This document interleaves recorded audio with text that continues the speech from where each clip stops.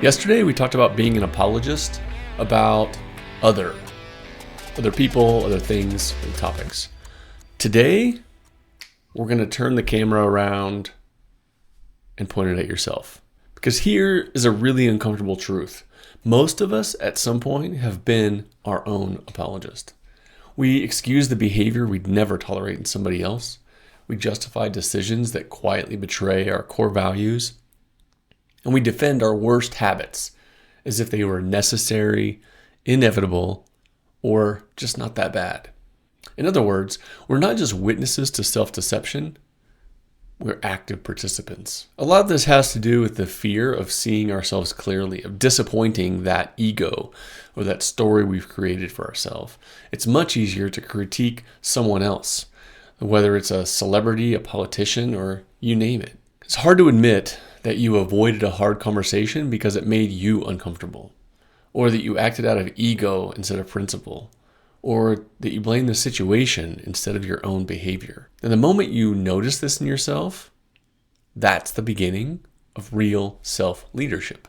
Bringing it back again to core values, because core values aren't just beliefs. They're behaviors under stress. Anyone can be aligned when things are easy. But the real question is, what do you do when your values are inconvenient to the situation? Do you choose honesty, even if it costs you? Do you choose courage, even though you're scared? And do you choose accountability when shifting blame would be a whole lot easier? You must be willing to dissent against your own excuses, and then realign with yourself, those core values. Self-reflection is only useful if you're willing to confront the parts of yourself that you'd rather apologize for. Most people do reflection like PR. Soften the edges, edit out the mess, polish the narrative like you're editing a YouTube video.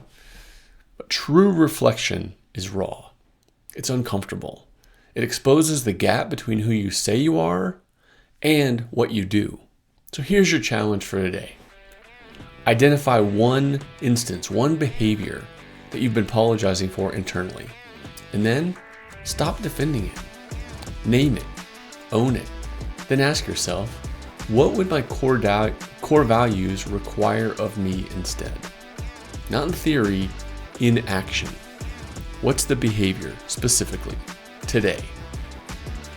Keep questioning, creating, and inspiring. Stop making excuses, especially about yourself. See you tomorrow.